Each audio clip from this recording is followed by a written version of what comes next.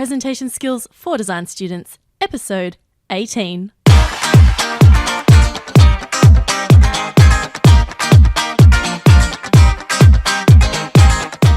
Hello and welcome to Presentation Skills for Design Students, the podcast dedicated to helping design students everywhere become confident, creative communicators.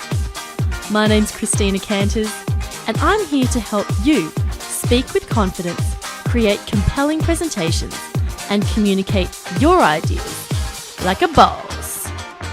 So get ready to take your next presentation to a whole new level.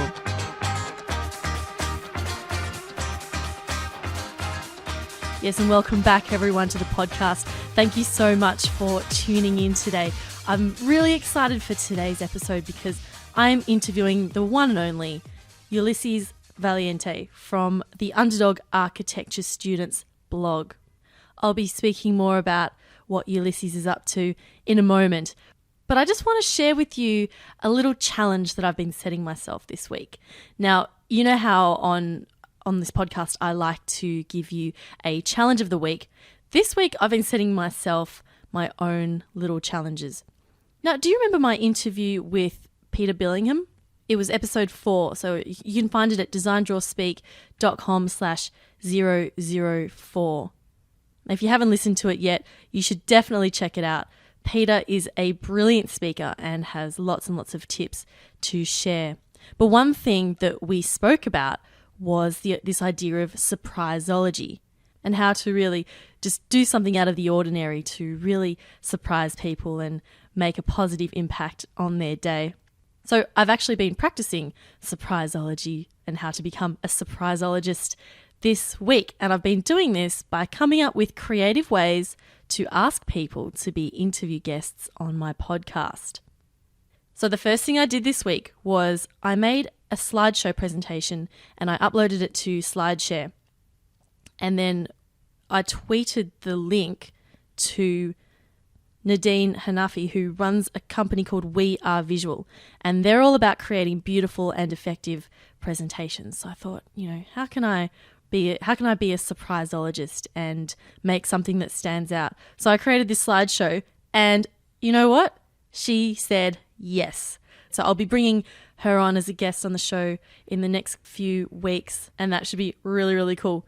So I'm like, okay, well that worked. And I'm thinking now of all the other ways that I can be creative. So I've got a few more ideas. I really want to get Bjarke Ingels of Big Architects, Bjarke Ingels Group. So I'm thinking about making a little flip book out of Post-it notes and then sending that to him. I thought that would be quite cool. Also, I really want to interview Will Alsop. He's a UK-based architect. And I saw him present once and he was absolutely amazing. So I'd love to have him on the show. I know that he loves doodling and writing all over walls and things like that. So I want to do some sort of sketch all over my own wall at home and tweet him a picture. So, things like that. What do you think? Do you think that would work? I mean, if you have a better idea, please let me know. I'm open to suggestions. Oh, actually, here's an idea. Can you think of someone who you'd like to appear as a guest on the podcast? Maybe they're a designer or a really inspiring teacher or lecturer that you've had at school, or perhaps a really great speaker that you've seen. I would love to hear your ideas and thoughts on who you'd like to hear on the podcast. So just leave a comment in the show notes at the end of this episode. So you can find that at designdrawspeak.com/018. Or you can just email me. It's Christina with a CH at designdrawspeak.com. Now, it doesn't matter if they're well known or not. If you think they would have interesting and valuable stuff to share, then I would be really keen to meet them and have them as a guest on the podcast. Okay, anyway, moving on to this week's special guest. And this week I was very lucky to have the opportunity to chat with Ulysses Valiente, who is the founder of the Underdog Architecture Students blog, which is all about his love-hate relationship with architecture school. It's an awesome blog. It's a really great resource and support forum for design students who, may be struggling a bit and who may need some inspiration. Ulysses was also very kind to let me guest post on the blog this week, which I'm really excited about. So be sure to check it out. And I'll put a link to his blog and all the other links that are mentioned in this episode in the show notes as well. So you can find those at designdrawerspeak.com/018. Now, in the interview, we chat about what Ulysses struggled with in architecture school and what he learnt from falling behind in studio. I know it's something that we all dread, like falling behind, but Ulysses has been there, and you'll discover the valuable lessons that he learnt from that experience. So if you've ever felt like a bit of an underdog at design school, listen in for a bit of inspiration from the very lovely, very epic Ulysses Valiente. Ulysses, thank you so much for joining me on the podcast today. It's a pleasure to be on Design Draw Speak, Christina. Firstly, I just wanted to say you have a really cool name. Oh, thank you. It's not epic, the story of how my parents named me, but I guess whatever works. I mean, it's a very unique name. Why did they name you Ulysses? I mean, I'd like to think they read James Joyce's book, but really, I think it's just a name out of a book that they. Have you read James Joyce's book? Unfortunately, no. And every time I walk around the public, or if I buy a ticket at a museum or a movie theater, some people get a kick out of the name, and it's like, oh, it's too unique. It's a little too epic. That's what one of my professors have told me. Oh, there's nothing wrong with an epic name. That's amazing. It's a lot of pressure to. You feel like you have to live up to your epicness. Yes. That's great. Why not? Mm-hmm. Now, for those who don't know of you and what you do, can you please just share with our listeners about your blog and why you started it? I guess it started at first with a hobby of mine in architecture school, just making a few Facebook notes and tagging a bunch of friends. And the format would be like this main image and then my little rant on school. Eventually, I ran into a situation where I fell behind.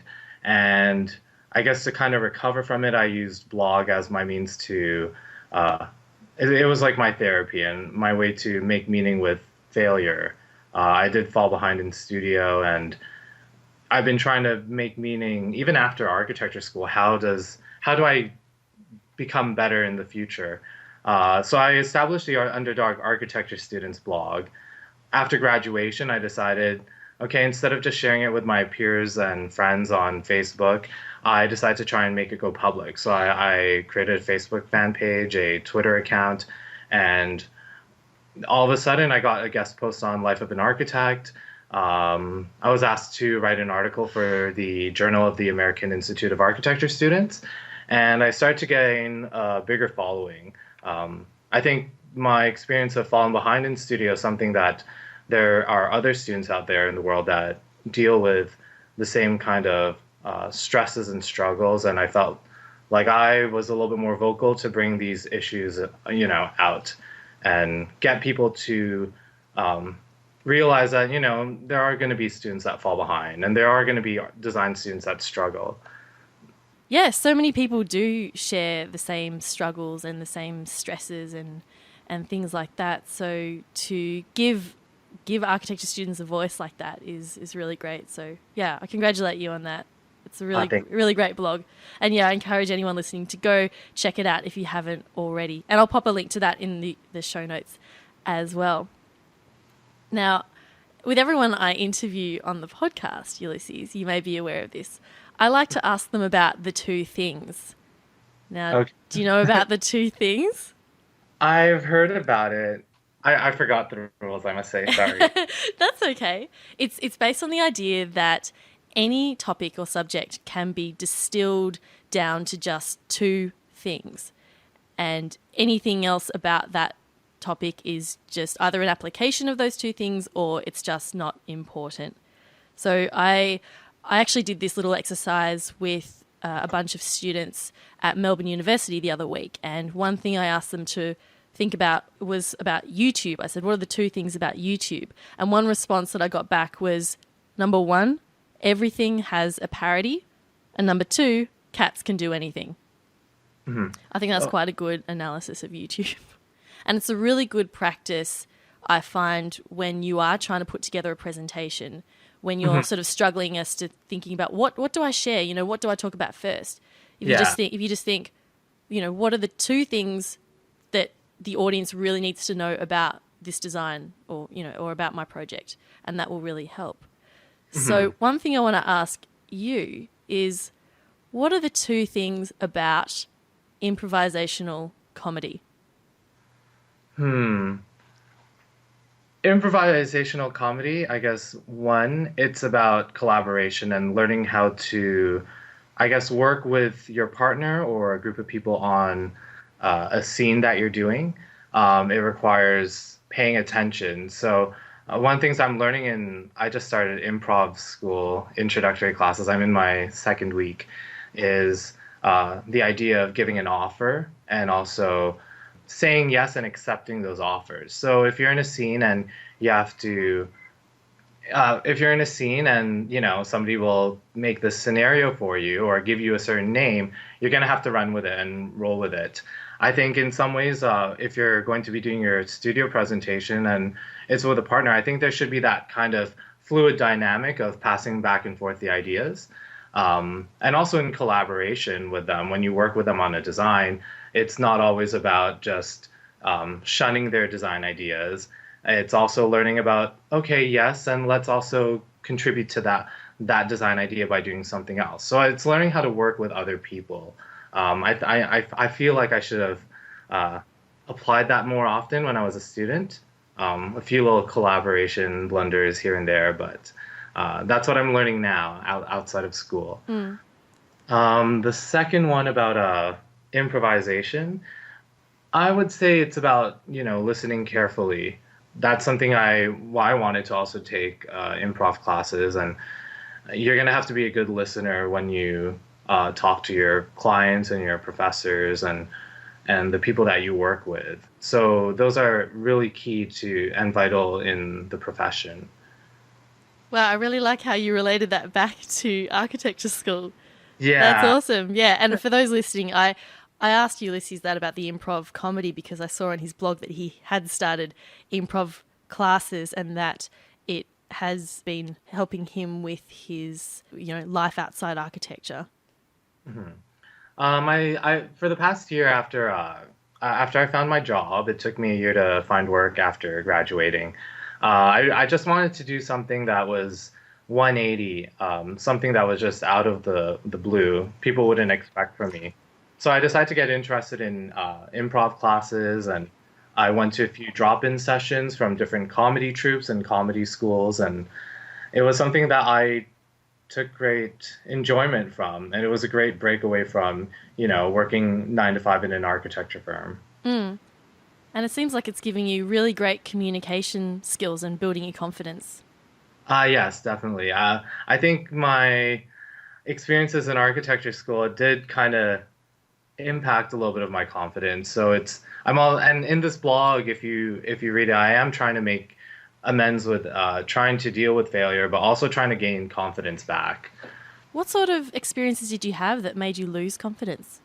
You know, when you fall behind in studio, it does feel like, am I really a great designer? And I think this kind of cyclical process of self-doubt can, you know, really build on you when it's like, oh my God, I'm going to fail. And it actually happens. You do fail.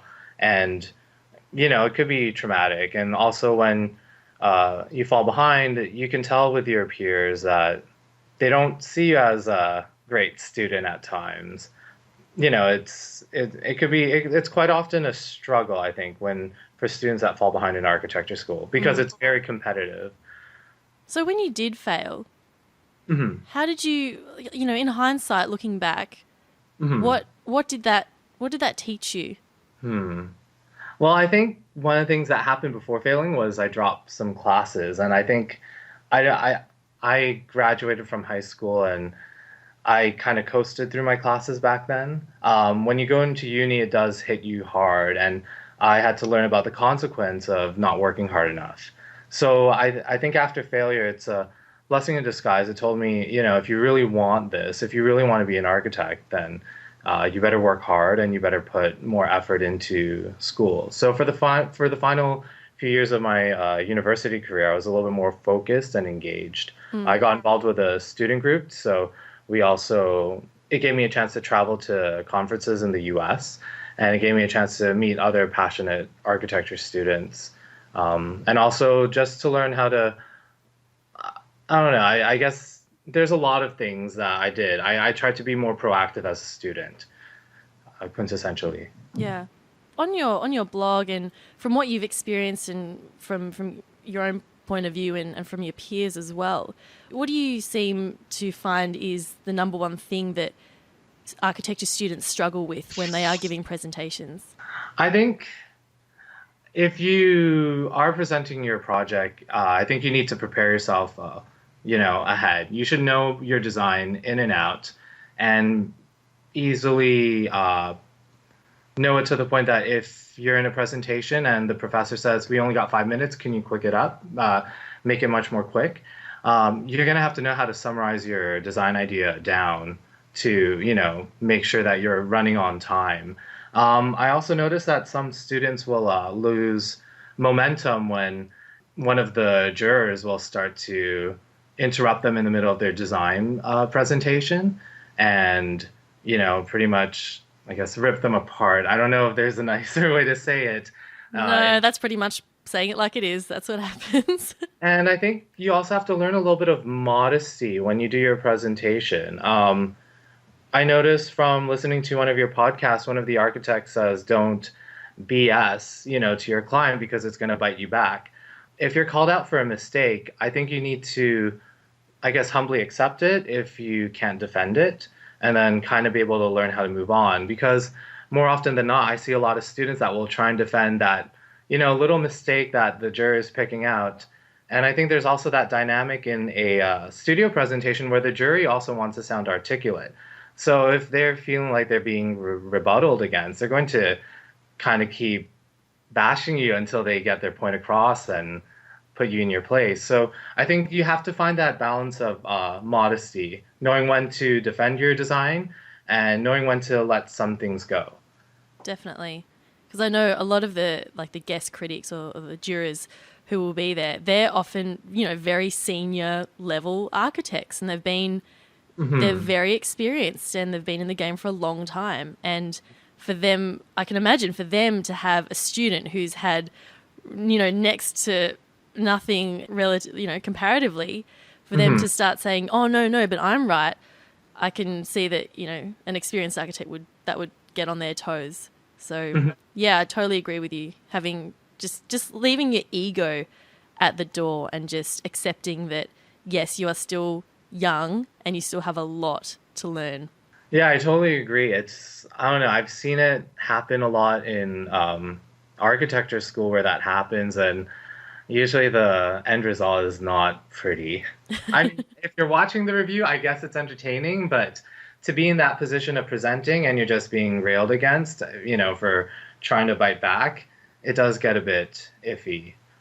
I think that thinking on your feet is a really good skill to develop, and doing something like the improv classes, that would really, really help to stop you from getting all flustered when someone interrupts you. It's a really good skill to have. It requires a lot of practice to get to that level when you present your projects. I know in first and second year, I was the kind of person where I didn't write my notes for my studio project when I had to present, and I was just going to, I guess, roll with it and improvise. It requires a lot of practice to get to that level. And I think for me in high school, I can think about, different classes like politics and physics where I'm asked to present something and they would up the ante where, it's like you can't read off your slides. You have to, you only have one small card to write your notes, and you can't write everything on it. So you're going to have to learn how to speak freely and naturally. And also learning how to give eye contact to your audience. I think that's also another important fact. Why? It's to help you connect. I did church youth group when I was in high school, And if you're going to read something, even just that baby step of, every few sentences, look at a different part of the audience. You have to make that connection. Another thing that I guess that inspired me in university to become a better presenter, and it really worked a lot, especially in my final studio projects, is to kind of create your narrative. I look towards a lot of TED Talks, especially some of the good architecture ones, because their slides, they're not with words, they're with a lot of images and drawings, and they kind of build this kind of story and narrative through the entire presentation. I think that's a good example of, how you should present your studio projects. Do you have examples of some of your favorite architects or designers who you've seen doing TED Talks? I mean, I the ones that I've seen and I've liked was the talk by Joshua Prince Ramus. That's a good one. There's even a lot of non-architecture TED Talks that I think are also good, where they use slides effectively. They're with no words, but they use the visual, and they are also speaking to kind of so that they can all kind of work together. Because you don't really want the audience to be reading every word that you're saying on the screen. You kind of draw attention to the screen then to yourself, and you also have to be able to also grab the audience attention while presenting.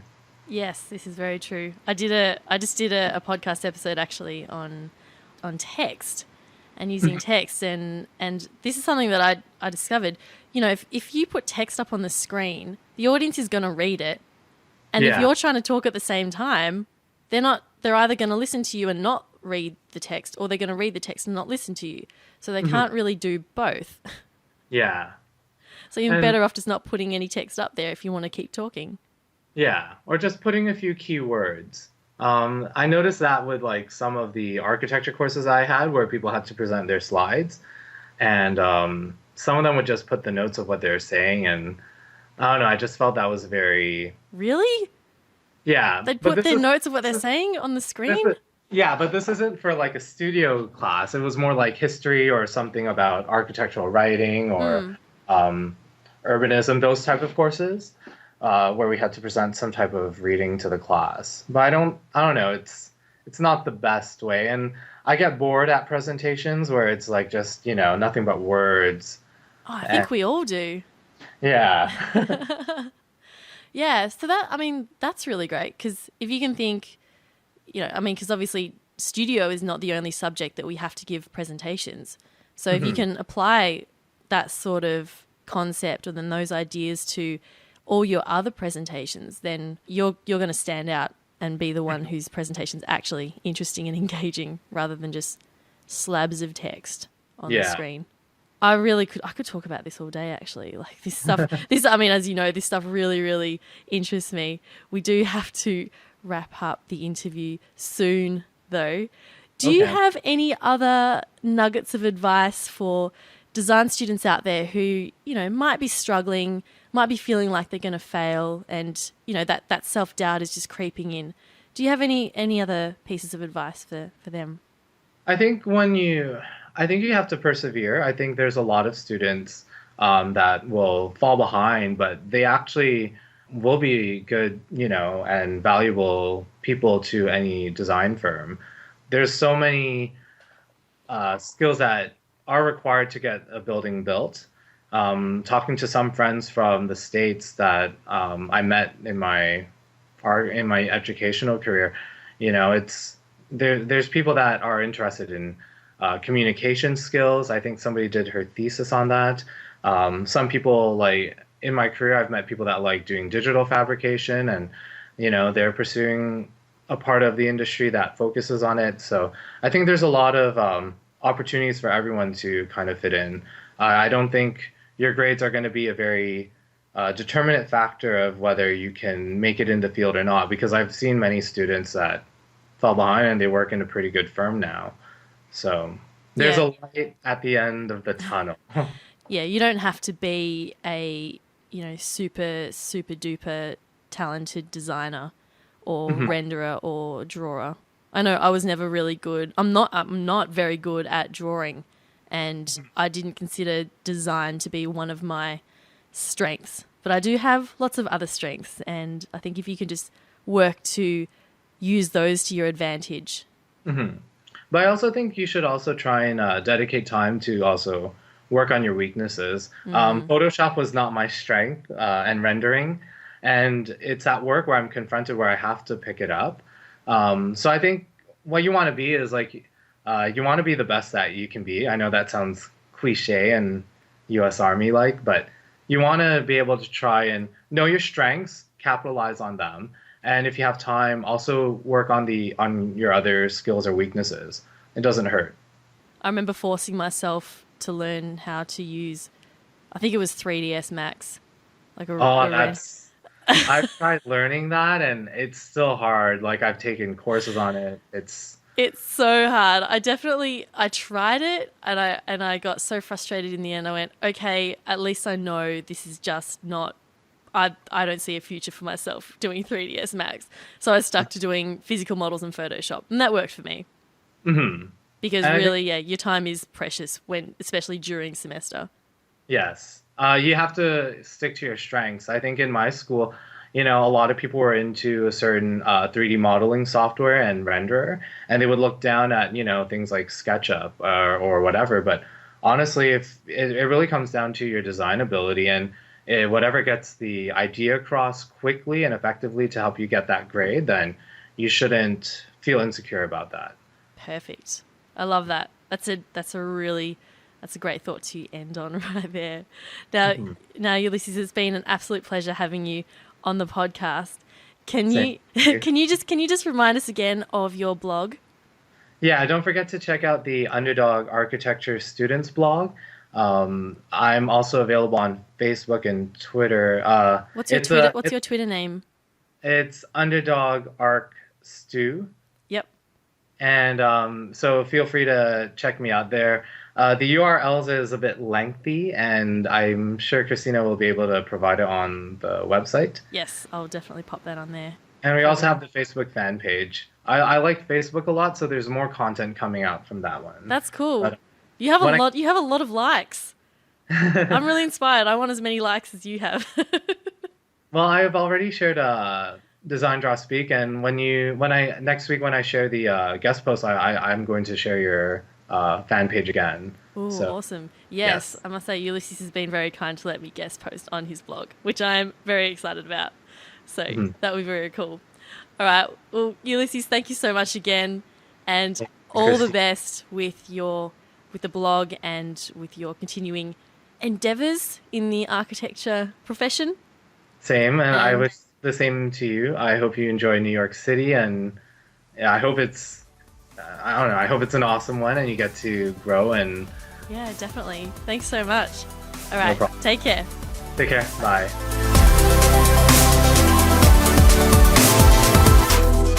Thank you again to Ulysses Valiente from the Underdog Architecture Students blog for sharing his experiences and his lessons with us.